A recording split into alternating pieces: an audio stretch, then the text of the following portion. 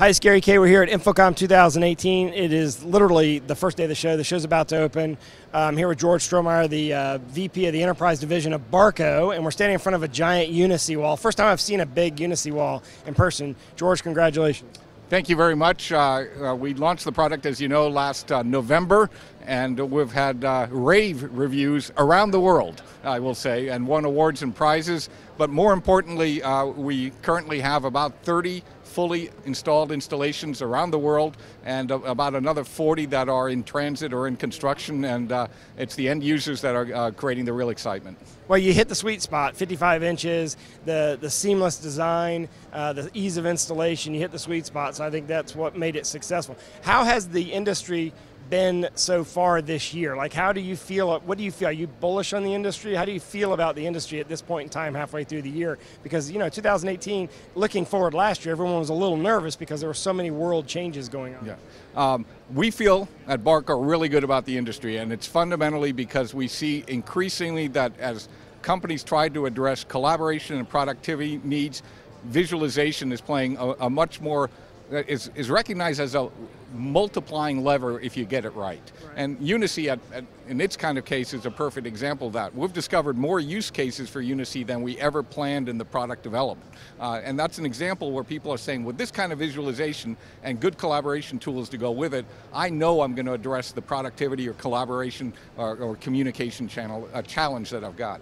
Yeah, and let's turn our attention to another display technology for a second, because I know this was a big focus last fall, but you know, 4K is everywhere now. You're one of the first manufacturers to launch 4K. You've got a big 4K line. In fact, I presented at the UB Tech conference a couple of days ago. There were 3 F90 4K projectors there. It was beautiful. Everyone was blown away with how it looked, because a lot of people hadn't seen 4K before. Are we over the hump now? Are we more 4K than 1080, or where are we at right now with the industry? And you're kind of a bellwether because you're more on the high end on the display side. That's right, but I want to come back to the high end thing. But yeah, are we over the hump? No, we're still in the early majority phase of adoption is what we're seeing. And clearly it's the more premium players that want to give that premium experience who have gone first, but we're seeing those coming right behind them now. And increasingly, like we've seen in our ClickShare products, a requirement, they want 4K, right? Even though they don't necessarily have the content, but they want to be prepared for 4K because they see it as imminent. And speaking of ClickShare, ClickShare added 4K just recently and had a big rollout at ISE just a few months ago. It's a big push here in your booth. What's the update on ClickShare? A lot of updates. The number one thing that our over 500,000 install base appreciates is that we are continuing to improve the product. We're launching a number of new features here that are available with free firmware upgrades. So this is not you get stranded and your product goes obsolete, or you have to spend a lot of money on licenses. So we're introducing features like touchback. You touch the screen, you're able to manage that. A USB-C button for companies that are moving to USB-C, you know, as good examples of just incremental steps. We're also improving our ClickShare management suite. We showed it for the first time at ISE. Even though it's been around for years, a lot of customers said, I didn't know you had this, I want to implement it immediately. And a lot of people just use ClickShare in an individual room, or may buy 40 or 50 for a bunch of rooms and don't realize you can actually manage them through one suite. Right, and now, so we're adding some capability to that. We'll be showing how you can address the concerns of IT of having a separate management platform running on the corporate network and isolate it well. We're also introducing a button manager, so companies that get concerned about the buttons going away and how do I find them and repair them, a tool that allows you to do that simply. All that's very low or no cost. The install base gets increased capability, and of course, we've got an exciting roadmap that I can't tell you about. Well, you did give me a little scoop here. You said you're over 500,000 ClickShares. That's the first time I've heard that number. I haven't seen that printed anywhere before. Last number I saw was in the range of 350,000. So that's a big deal. I mean, that's a lot of units. Congratulations. Well, thank you. And our growth continues. You can read the company results. We don't hide the ClickShare performance. And we're expanding in a number of regions in the world where we have been less present, particularly in China and Asia Pacific. And we're seeing very positive reactions, for example, in Japan, to what ClickShare can offer.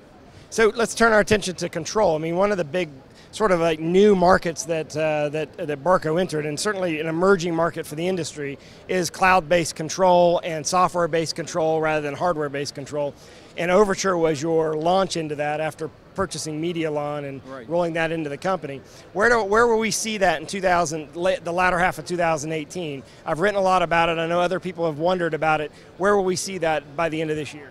Yeah, so there are two really important things that we're trying to synchronize with Overture. The first is the overall industry transition of AV to IT using IP, right? And that has certainly accelerated since we made the Medialon acquisition. So we've been a bit watching to see when is the adoption rate and who is going to be the early movers on this, and those are the ones where we want to target Overture.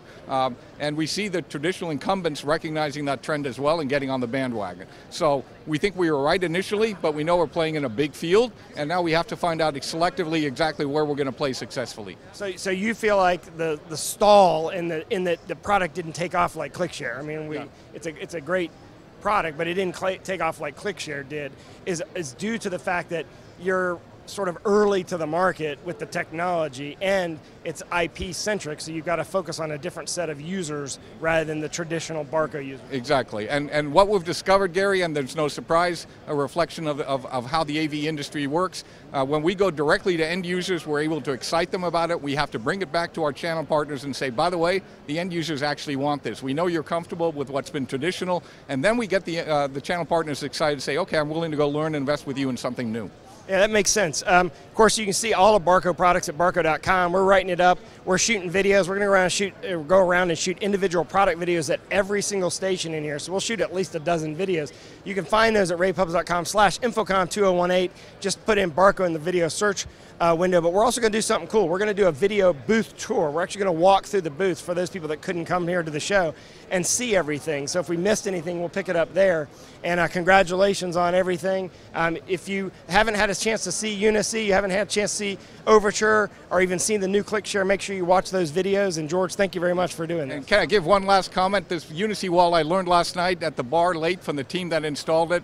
This is a 4x4 panel. They did it in one day on a very unstable wall in one day. And that was that's the point of Unicy, right? Is that you sort of simplify the whole process and accelerate the process. And as you can see, there's no way you can keep people away from the wall. The people have been walking behind us and using it because even though we block off the area, people want to see it. They want to touch it. They want to see if it really does what you guys say it does. So congratulations on that. Thank you. Thanks for watching. Thank you for the attention.